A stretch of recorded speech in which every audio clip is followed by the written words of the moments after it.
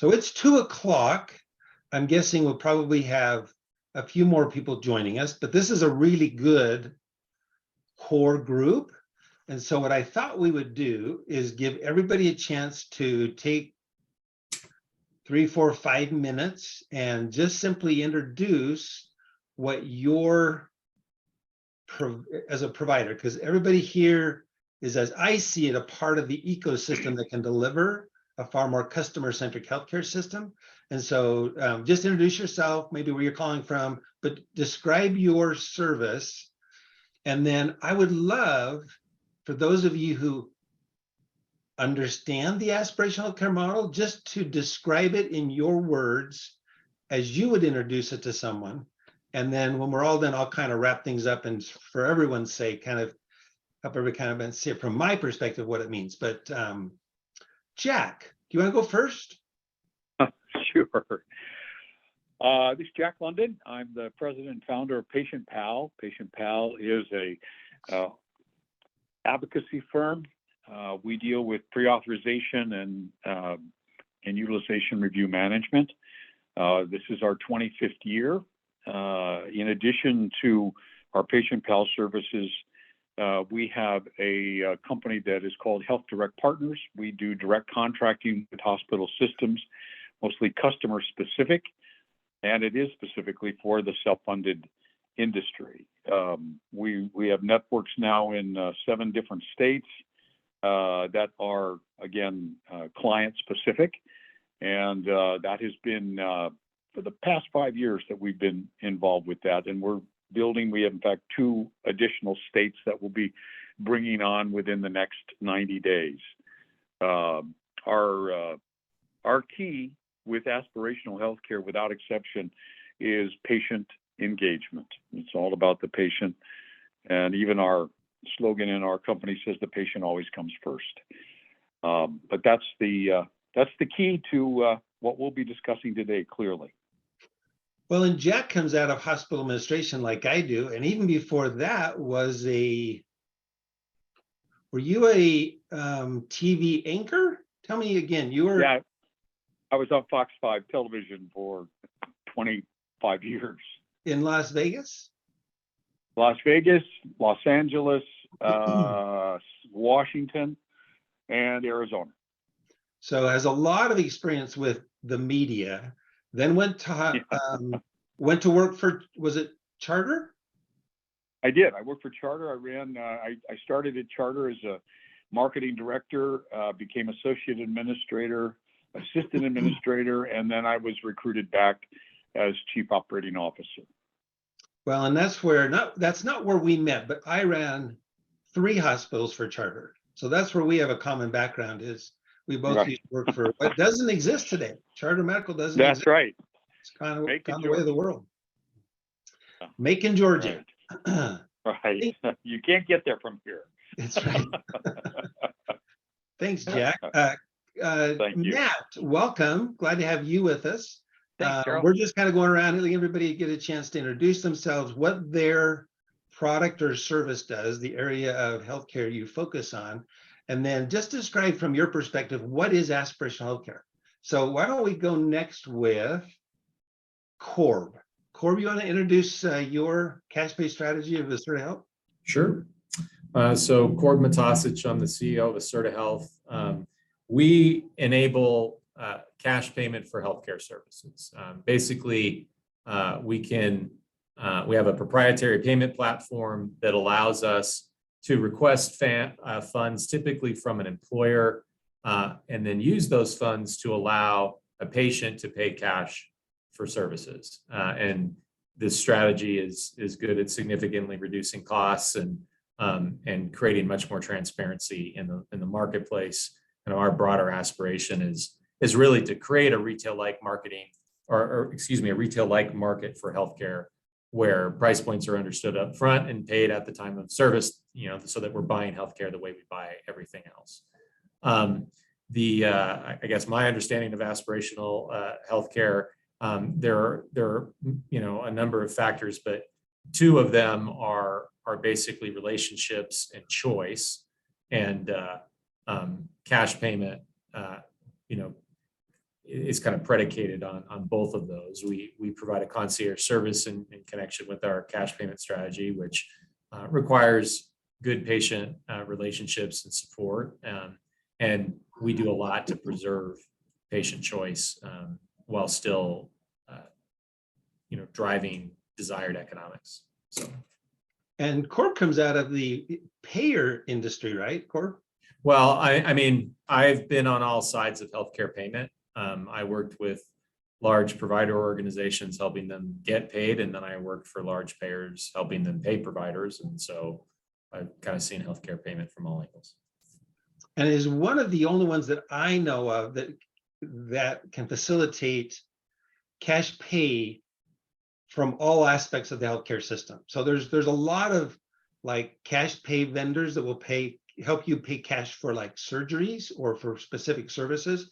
Acerta is the only one that I know of that really has the platform to be able to administer an entire health plan on a cash pay strategy, which I think I'm really excited about. I think it's some really big opportunity going forward. Thanks, Corb.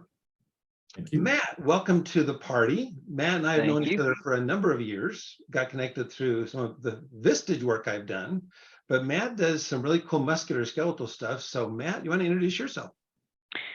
Sure. Thanks, guys. Nice to meet everybody here on the call. So Solve Global is a company that formed in 2007, and we help employers protect their people, and doing that well, they protect their profit. So it's really about maintaining people like they maintain their equipment. And it's all around helping people perform better and decreasing activity and movement related pain. So that's what we do. We have, again, we've been around for quite a while. Now, how we actually do that is we help protect people by identifying musculoskeletal risk in populations. And then we address that risk with population health management strategies. And we also work with folks in a musculoskeletal primary care type focus. So we're very specific. Musculoskeletal is where we live and where we breathe. And we help employers control those costs in relation to their employee benefit spend in this area and their work comp spend in this area. And what I understand aspirational health being philosophically is providing healthcare based around the patient or member and their journey. And it's helping them reach their aspirations as opposed to the provider meeting theirs. So that's why I'm really all about the aspirational healthcare journey, because that's how we train our providers to interact with people when we're trying to solve musculoskeletal risk. And that's the way you're successful in the behavioral change needed to really protect people. So I love what the aspirational health movement is doing. And Matt, talk a little bit about your prevention and the fact that you, like us at Orient, are really about identifying through surveys and proactively identifying problems, not just waiting for someone to come with a problem. Yeah, that's a really big deal, what Daryl's mentioning there. And the reason that's such a big deal is when people have an ache, pain, or strain, they'll often respond like they're sick and they go see the doctor. And doctors are fantastic for internal health stuff, but they're not trained for musculoskeletal disorders, because musculoskeletal disorders are not primarily a medical problem. They're a functional problem. They're a problem with how a person's resources balance or task demands. So we've got to find risk in populations before people go to the traditional medical route, where they go into the medical system and have tests, referrals, medications, surgeries, and the like. We've got to interrupt that normal process of going into the medical healthcare system. And we do that by doing monthly check-ins with employees. We find risk in populations by doing monthly check-ins, which we send via text or email, or they do in a company terminal. And from that monthly check-in, we actually get data which allows us to see who's having issues, what are driving those issues. So in a company of any size, I can say this shift, this department, this position has highest risk for claims. and it's related to low back and reaching. So I can get that detailed, but then I can find each individual that's having issues and reach out to them and say, hey, can I help you, before they go get help in the wrong place at the wrong time for the wrong price. So And that's it's very much about adjusting the work process ergonomically to prevent those strains.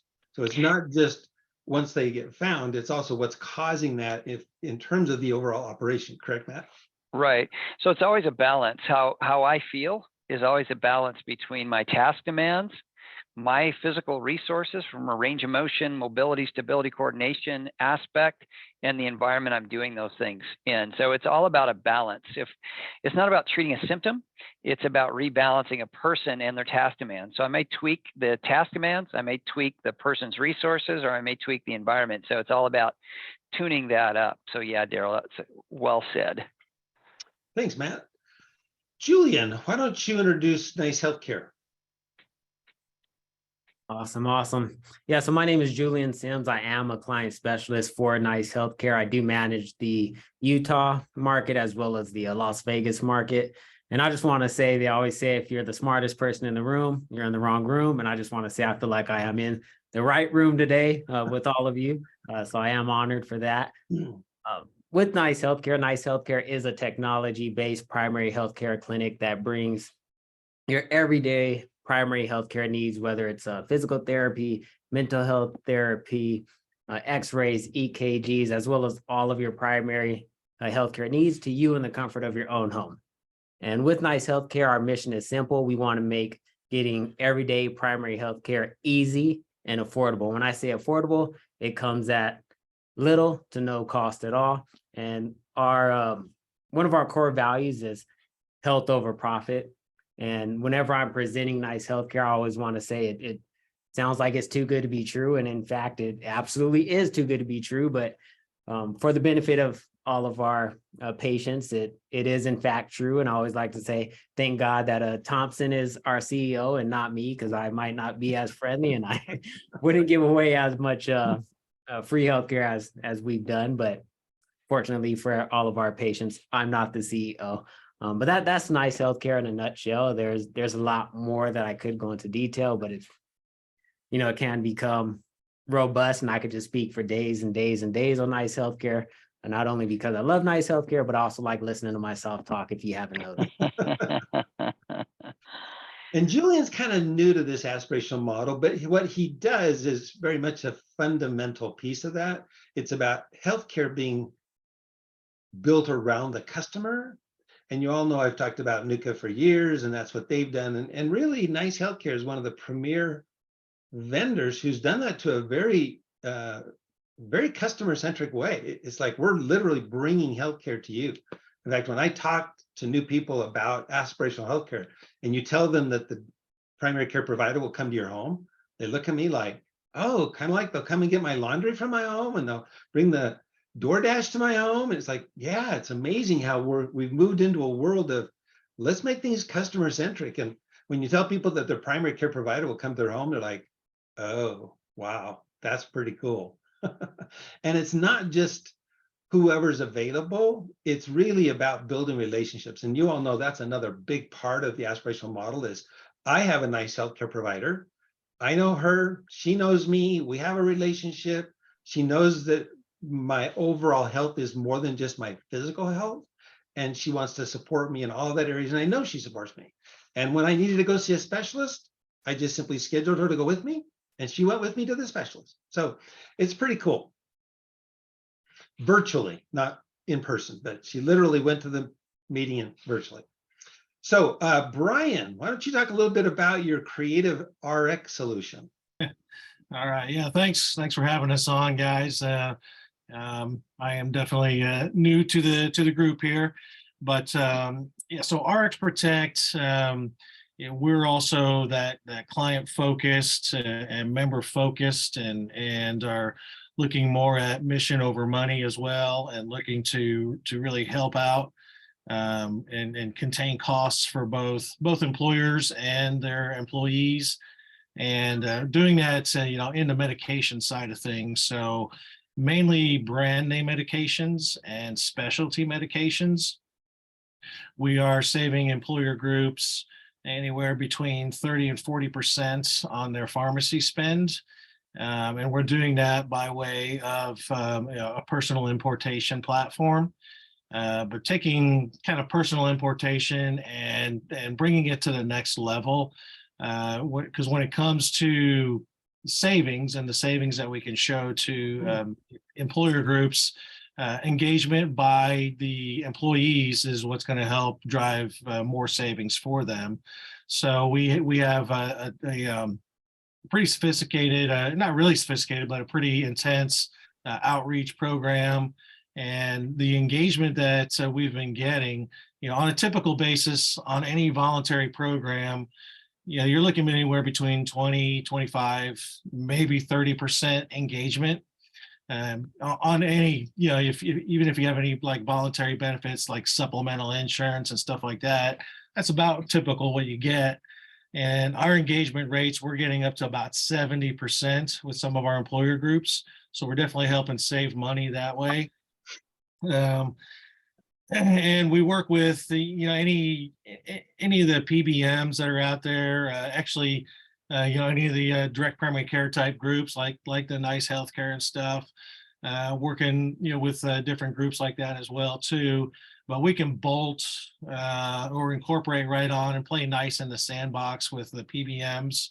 Even if there's PBMs out there that are taking advantage of like the personal assistance programs and copay cards and stuff, there's contingencies that need to be met for those. So if people don't meet those, we can kind of be the backstop for that as well.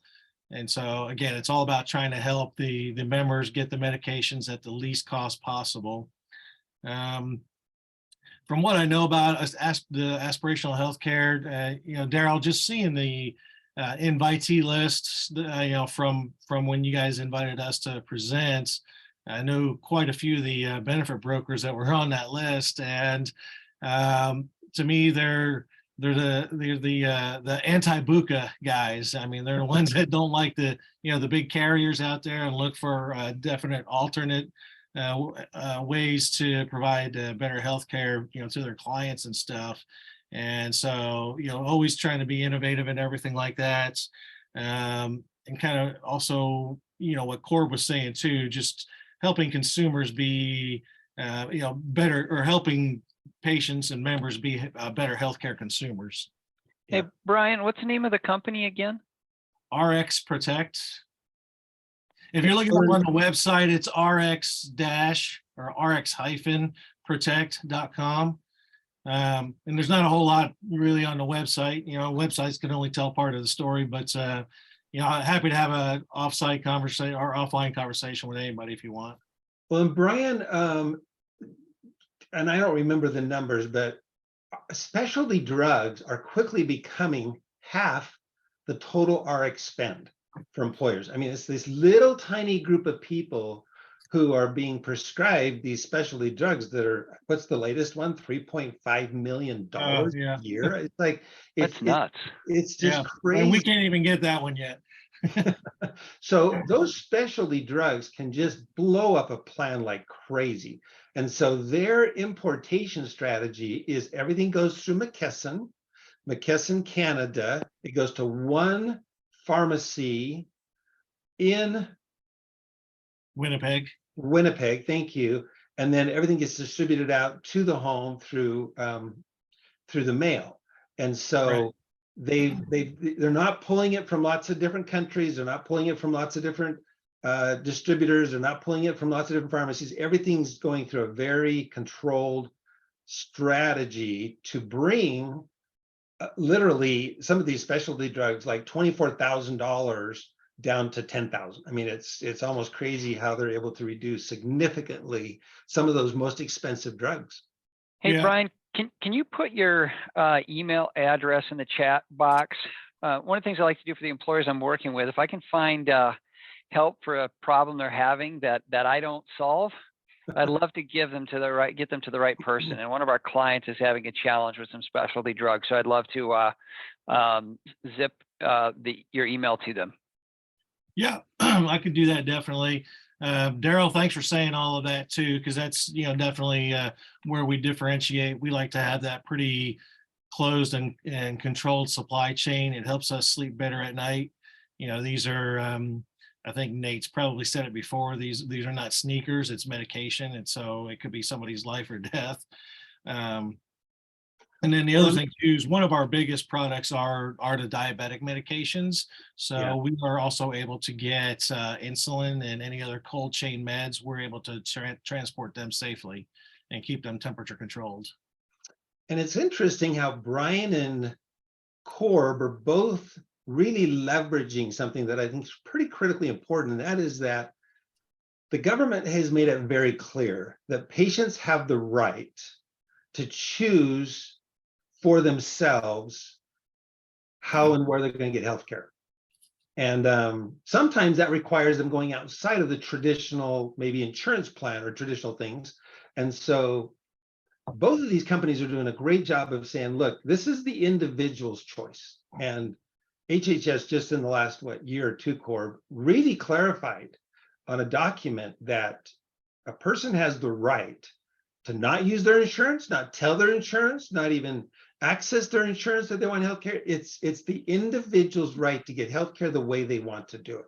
So in Corb's case, leveraging cash pay. In Brian's case, leveraging where they buy their drugs. So both of these groups are really leveraging the fact that people have the right to choose how, where, and when they buy their healthcare. Before we jump into what I'd like to do when I get through here real quickly is give each of you a chance to kind of maybe ask questions of each other, because I want you to understand kind of what each other are doing. You probably have some questions based on what has been brought up, but I want to share one what Orion does, because I represent a company that's been doing health coaching for 27 years, and I'm going to kind of address what we do, introduce our product as a part of this mix and ecosystem, but then give you my thoughts about what aspirational healthcare is. So I used to run hospitals like Jack, ran 10 different hospitals, mostly for Hospital Corporation of America, the largest healthcare system, was very, very disillusioned with how much our healthcare industry, where it was the top of the food chain, is not working for the customer. It is very self-serving. The customer is not even holding the healthcare system accountable. When I say customer, I mean specifically those who pay for healthcare. Employers are buying healthcare for their employees to attract and retain top talent. It's a benefit in most cases of coming to work for a client. And the healthcare system largely ignores the customer employer who's buying healthcare and is almost entirely misaligned with the business objectives of the customer. And so I left the healthcare system and have been managing population health, mental health for a number of years. So mental health is my expertise. But also what drove me nuts was the fact that almost 90%, 87.5%, according to one study, of everything we spend in healthcare, literally the entire $4 trillion, can be traced back to people's behavior. And yet we spend almost nothing in our ecosystem of healthcare to address the root cause of most healthcare problems. And that's where Orion comes in. Orion is a Latin word that means to rise up and be happy. And our core competency is behavioral focused coaching, where we support individuals, and not just those people who have health problems, but our whole goal is to get the entire population engaged proactively with accountability partners to support them in reaching their behavioral goals. Doesn't matter if they're physical, doesn't matter if it has to do with a chronic condition, doesn't have to do with its nutrition, could be career, could be financial, could be emotional, could be social.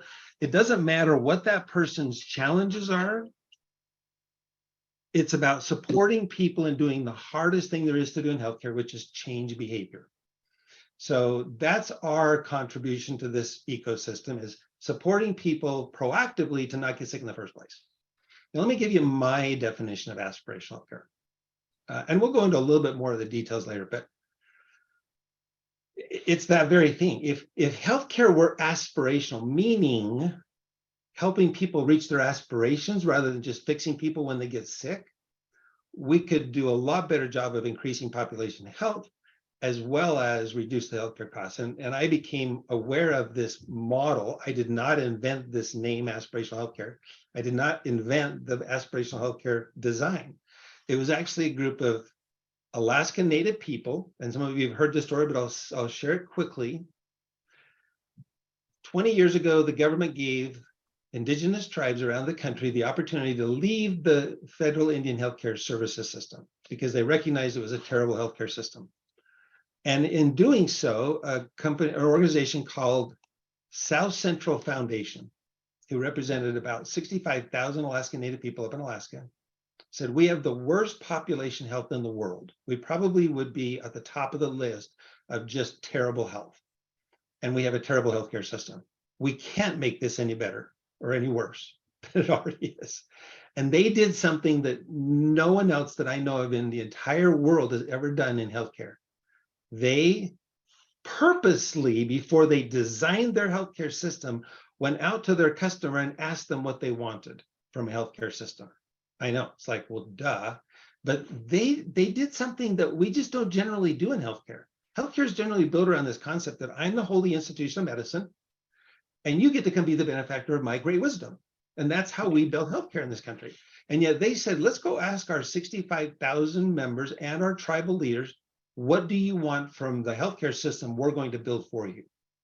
And after 4 or 6 months of exhaustive research, the overall clarion call was, we don't want a paternalistic system that tells us what to do. We want a healthcare system that journeys with us through life, helps us on the path of life, reach our aspirations and goals, and live life to its fullest.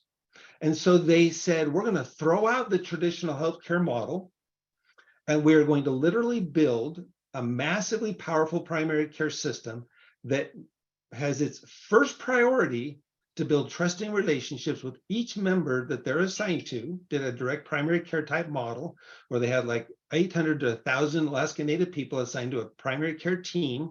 And that team's job was to go get to know them, build trusting relationships through what they call storytelling, which is an amazing process. We can talk about that later, but they really come to know the person through their own personal story. And then they support that person in reaching their life's aspirations. And if something happens where they need medical care, they have a trusting relationship with their team and have the opportunity to literally contact their team immediately that day and know that they can expect the best healthcare in the world immediately. And that primary care team is going to coordinate their care. It doesn't matter what level of care they need to go into. They know that they have access to coordinated relationship-based healthcare.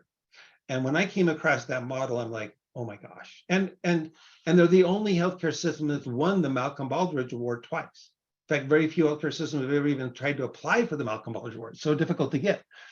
And so now here they are, move their entire population to amazing levels of population health. Doesn't mean they're perfect, but they get 97% satisfaction from their customer owners. They don't call them patients. They get 95% satisfaction amongst their employees. And they provide all healthcare from community care to tertiary care at about half the cost of what we spend in this country. And I'm like, okay, this is too good to be true. And the sad thing is that nobody knows about them.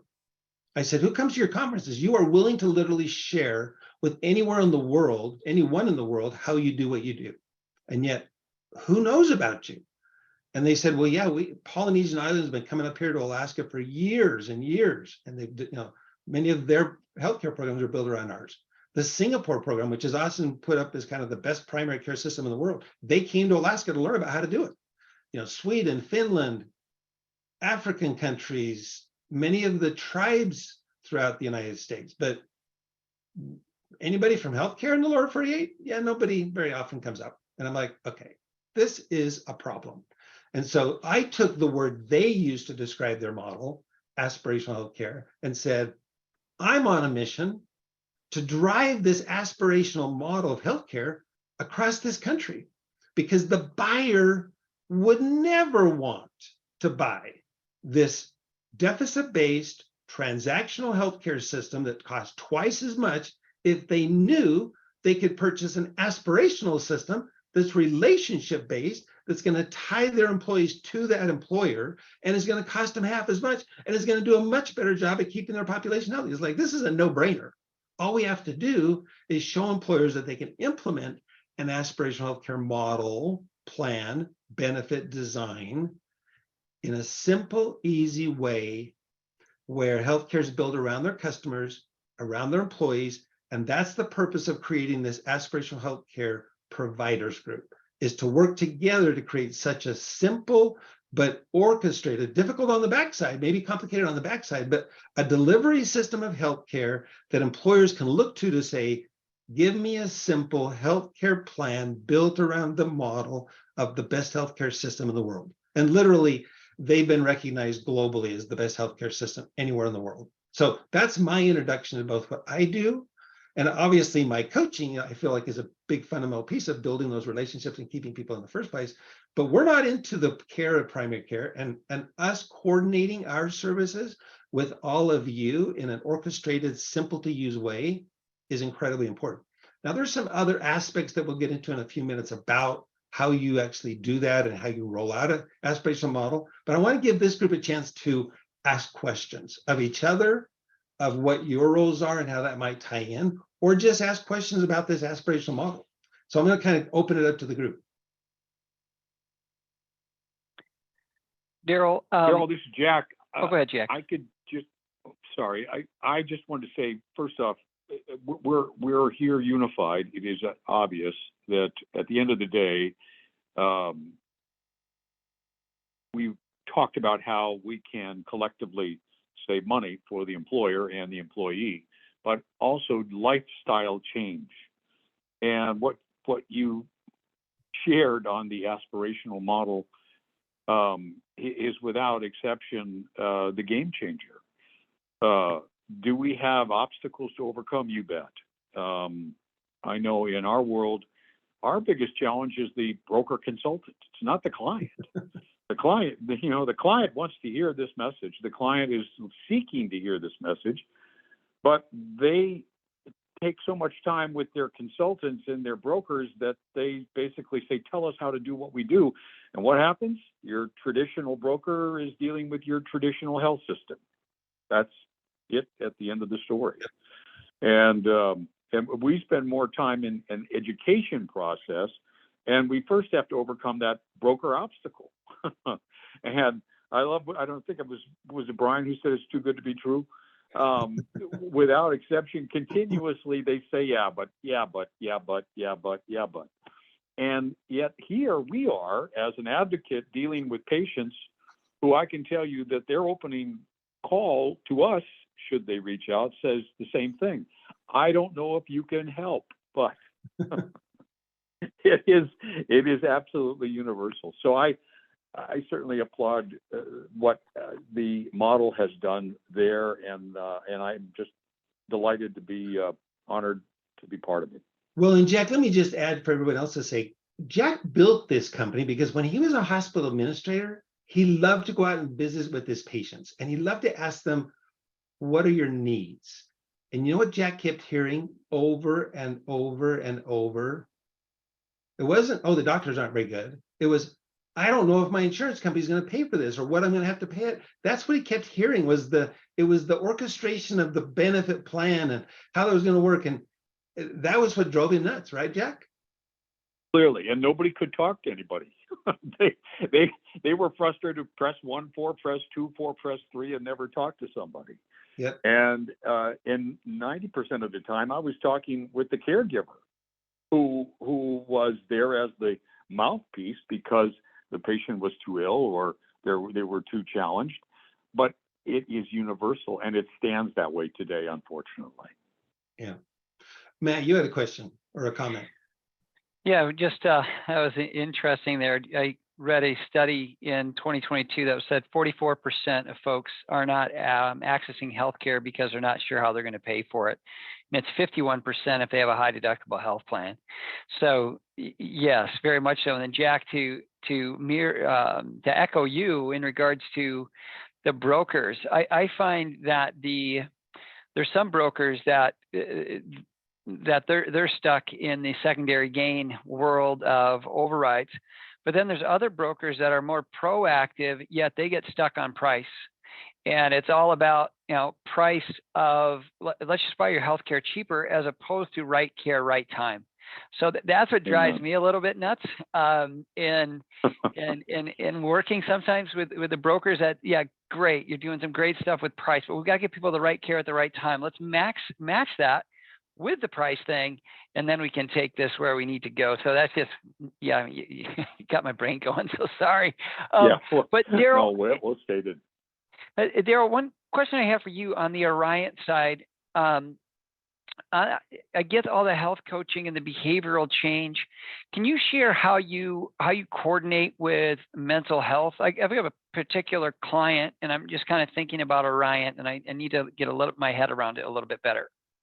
So often, the biggest challenge in mental health is the stigma.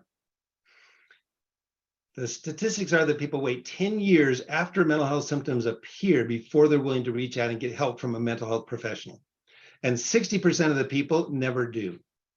So only 40% are accessing it, and they're waiting 10 years to do it. That's where the coach comes in. There is no stigma associated with creating a relationship with a coach. And when we can get 70, 80, 90% of everybody in a health plan proactively on an ongoing basis, working with a coach, addressing life issues and life problems and life challenges, the coach often becomes the one aware of those needs that really require mental health. And so they become a catalyst at helping the person get over the stigma and get into mental health early. Does that make sense? Got it. No, that's great.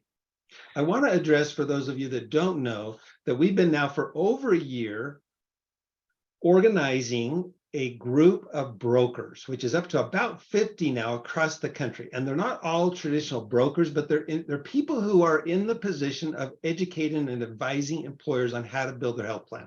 Many of them are brokers, many of them are consultants, but we meet twice a month on a regular basis. Not everybody comes to every phone call, but we're constantly asking each other, where's the latest and greatest innovations out there, and how are you overcoming the challenges? And this is a group of brokers who have all agreed to, before being invited to be a part of this, to three things. One, they have to agree to not work for the broken system, meaning they agree that their working with their clients is going to be aligned with the client, meaning I'm going to write a fee-based contract with the client where commissions, if I can't strip them out, are completely transparent, and all of my remuneration on an ongoing basis and incentives and bonuses are tied to my company, my client, reaching their business objectives. That's the first thing they have to agree to. Second thing is they have to help the company build that plan of what are your business objectives and how are you measuring to see if you're accomplishing things like attract and retain top talent and employee health improvement and employee satisfaction and affordable health care. And so they're agreeing to both help the employer design a program to monitor and measure that and improve it, but they're also tying their own compensation to that.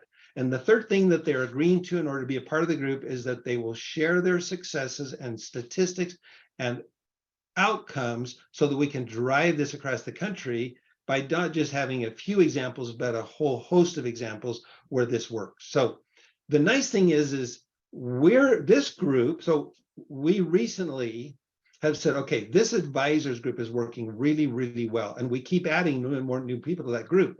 But we need to create an aspirational healthcare providers group. This is the first meeting of that group where we're going to say, look, we need to create an ecosystem that works together to actually provide this aspirational model so that these brokers can say, oh, there's already a group of providers across the country that are working together to bring this.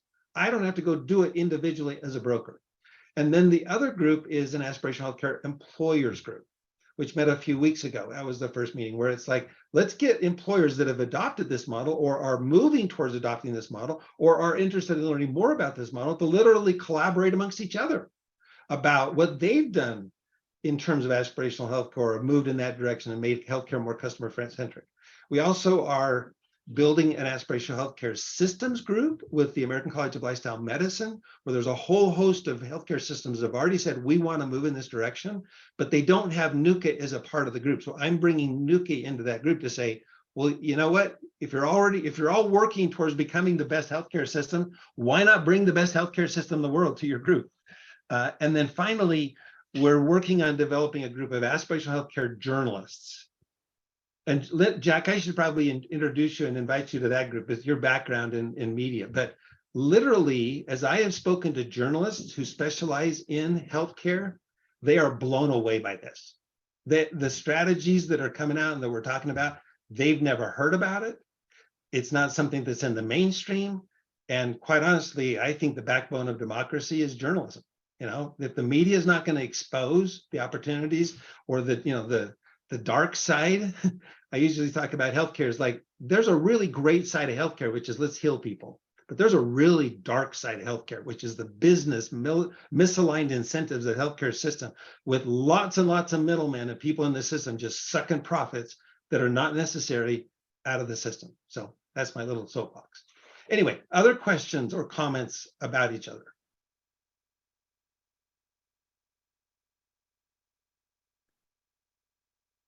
Just one other thing, Daryl, that I would love to see with this collaborative group is that it's collaborative. I mean, we have the monopolization part of healthcare, which is the systems. We know how low value that is, and we really need to come together as the collaborators that are bringing value and bring each other to the table. We need to not just be interested in selling our own product. We need to be interested in saying, what do you need, Mr. Employer? Hey, I can help you with that. You know, I don't do that, but I know somebody that does. I would just, I get a little bit frustrated over the years. I've been doing this for a long time, since 2007.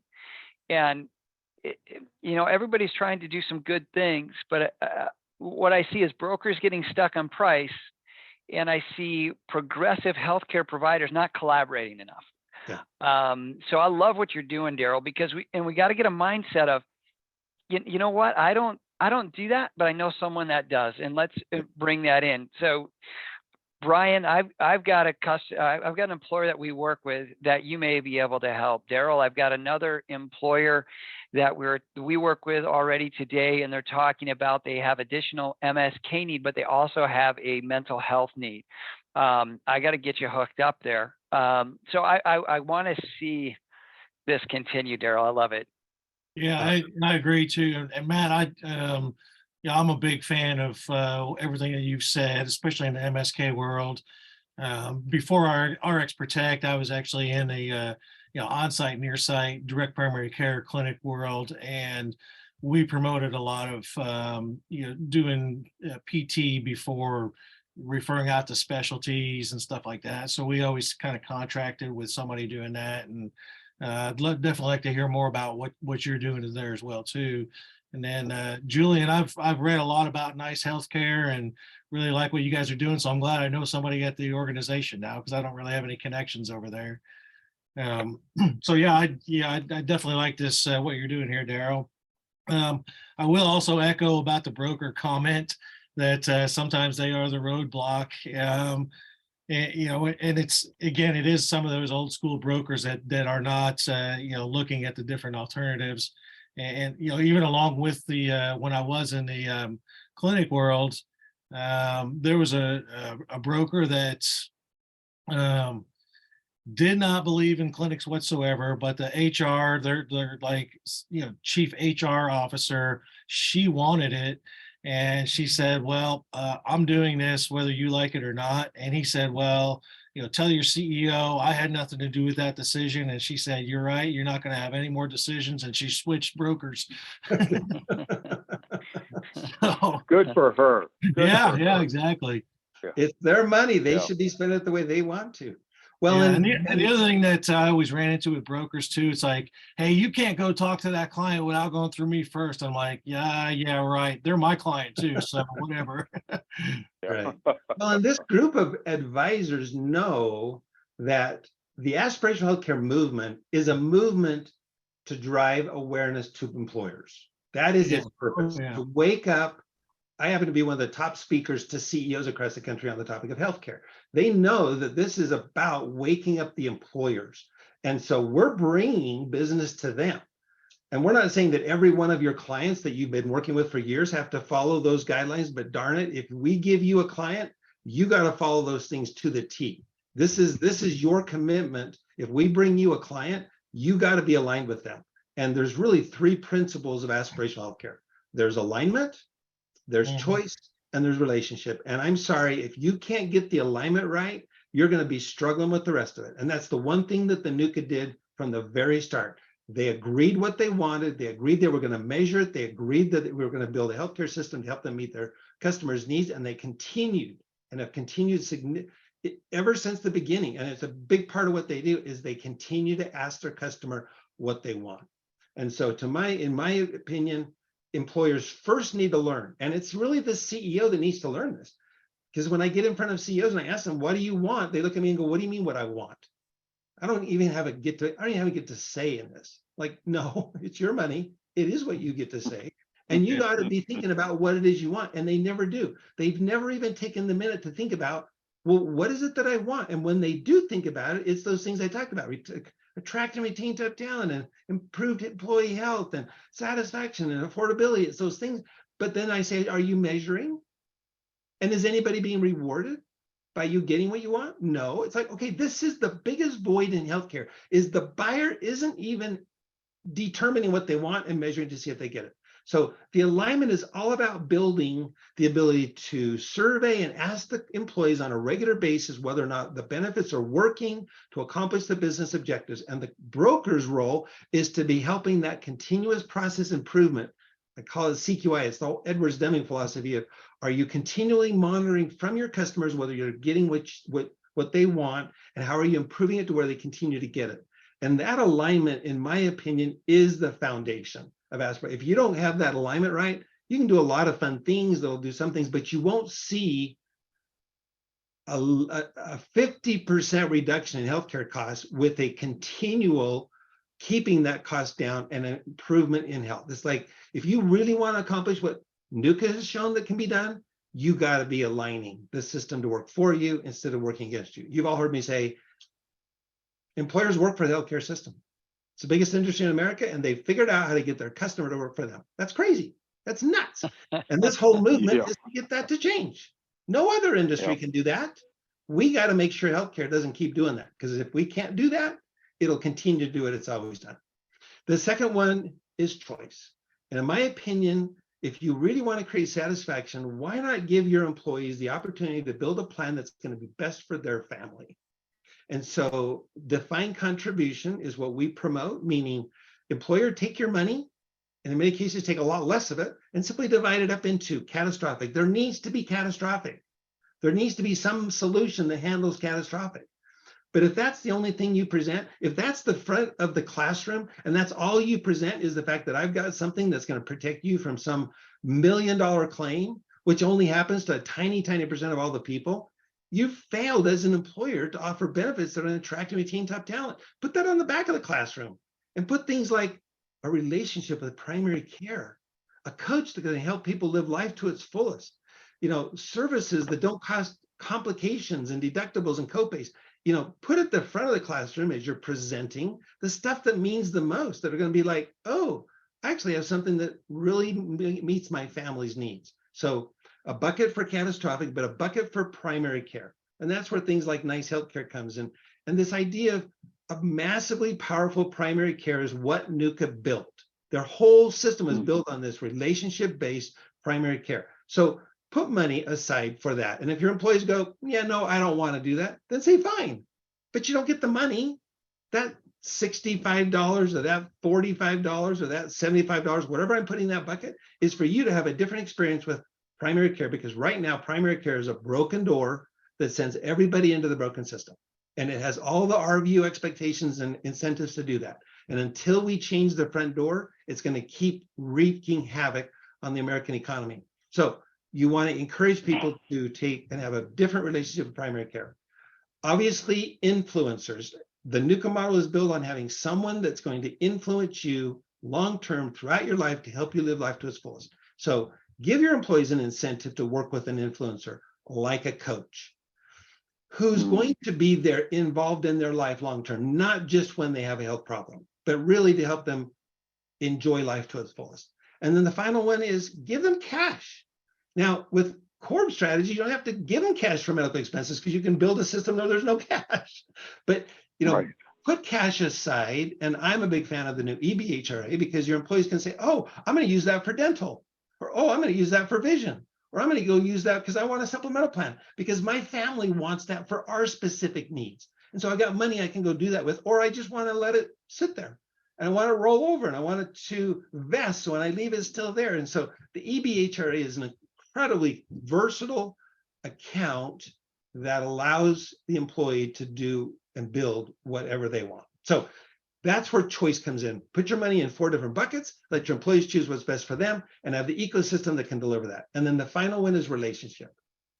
NUCA proved that by building a relationship-based healthcare system around the customer, they're the best healthcare system in the world. And you cannot remove relationship from the equation, meaning a relationship with a primary care provider, like their NICE healthcare provider or whoever their DPC is, a relationship with a navigator, whether that's a combination between a concierge navigator that's going to help with the actual finances like Corb, or a navigator like Patient Pal that's going to help you navigate the complexities of the clinical side, like what Jack does, but a relationship with the navigators. You actually know them before something happens. And then finally, an influencer like a coach, where they're helping you to live life to its fullest, be an accountability partner. So the aspirational model is really built on those 3 principles: alignment, choice, and relationship. And it's not about a given set of providers. It's not like it always has to be this ecosystem. The model can be applied in many different ways, but why not build an ecosystem that works together to this end to make it really easy for our 50 aspirational healthcare advisors to go, oh, we already have a group that can do this and can do it across the country, or at least, in many parts of the country, and can actually work together. Hence why I wanted to build this group and have regular meetings to that end. Any questions about what I just presented? No, I'd love to take it and play it to half a dozen brokers out there. Right. Well, I'm recording it, Yeah, so I will make it I know available you to are. you. I know you are. But here's the thing, couple of things. You've heard me, Daryl, say, I believe the primary care doctor is the captain of the ship. I've said that to brokers and consultants. Every group, without exception, in the past 10 years that we've inherited or become a part of, 70% of their members on an average do not have an active participation with a primary care doctor. 70%. And it's because it wasn't a point of service plan. There was not an incentive, or they had this vision that you go directly to a specialist. Well, how is that working for you?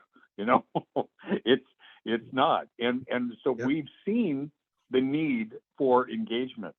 The key that you had said was relationship. Look, we're in a healthcare industry that is clearly a relationship business. You all know that.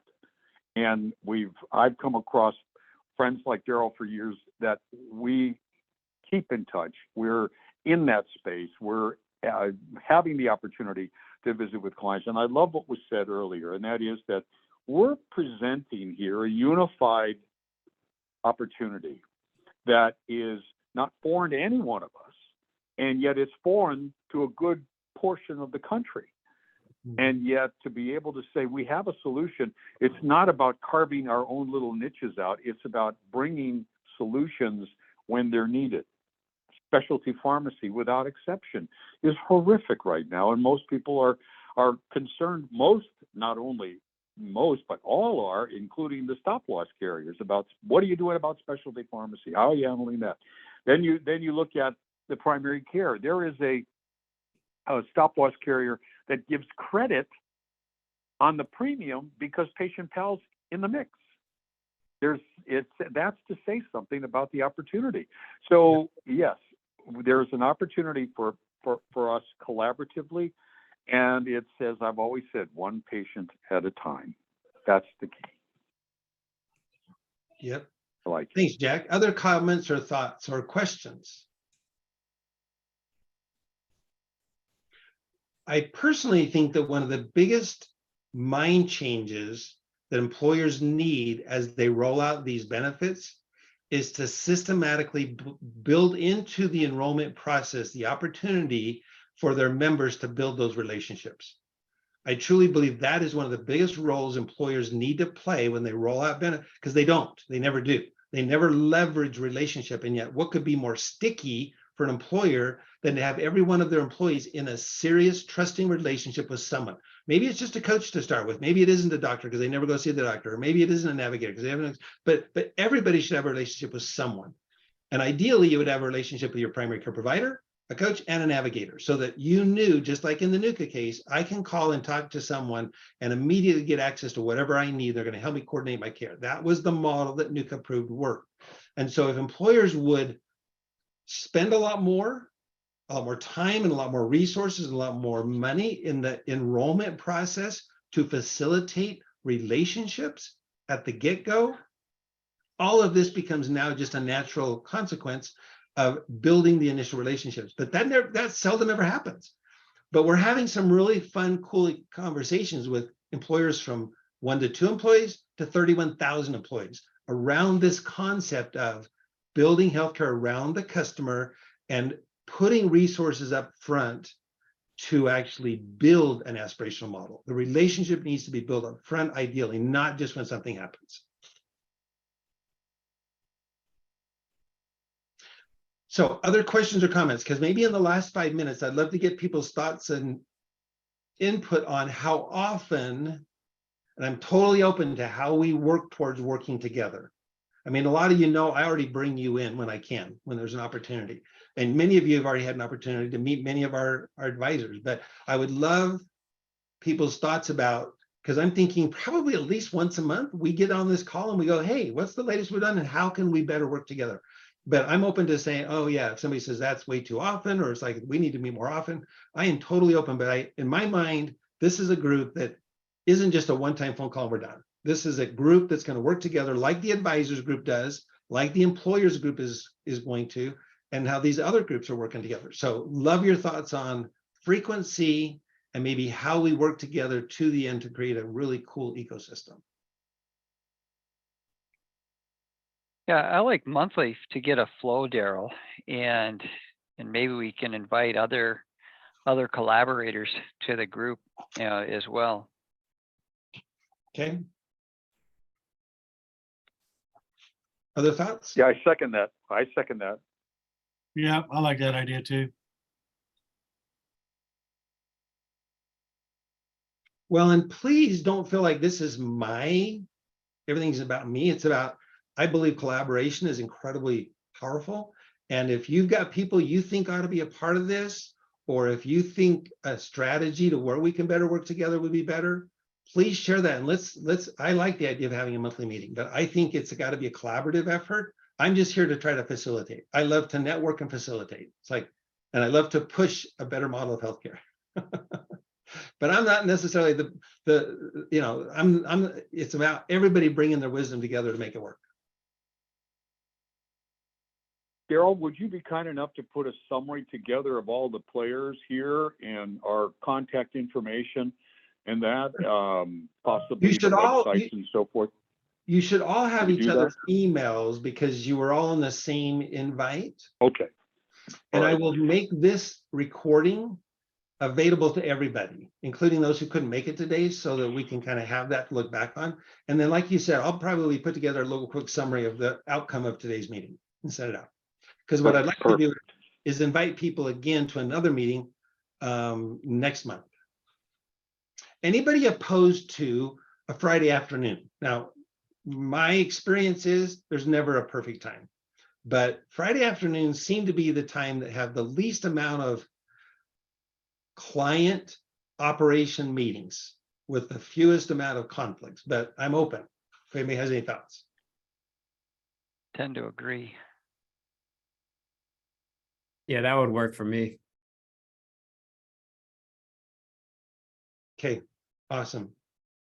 Well, and feel free to share what each other are doing. Like, I love what Matt said about, hey, I've got clients that could use, just even sharing with each other our relationships and what we do. And like I said, I've been doing this for a long time. This is a really cool group. In my opinion, this group represents some of the latest and greatest innovations in healthcare. Yeah, Daryl, I do have a hard stop at 3, but I do want to share something regarding mental health because it is so important and it is something that Nice Healthcare offers. And then you mentioned that people do wait those 10 years to finally seek out mental health therapy or treatment or just get the help that they need. And I wonder if, because there is typically a waiting period to get the initial mental health therapy, if that, puts it off on the back burner, people just continue to put it off because they don't want to wait on, during that waiting period. And I just want to mention that with Nice Healthcare, 99% of the time, there is no waiting period. So if they were to start mental health therapy with Nice Healthcare, and although it's a short-term solution, it is in fact a solution, and the number of sessions is determined by the mental health therapy per occurrence, whether it's a death in the family or work-related stress. But let's say you're someone who's on edge and you need mental health therapy immediately and you need long-term mental health therapy. A lot of times we could write a referral to help jump the line a bit to say, okay, this person's on edge. They need to be seen as soon as possible. They can't wait the entire waiting period. Right. No, that's a good point. And waiting, that's, in fact, the pandemic's made that even worse. It takes a while to get into a therapist.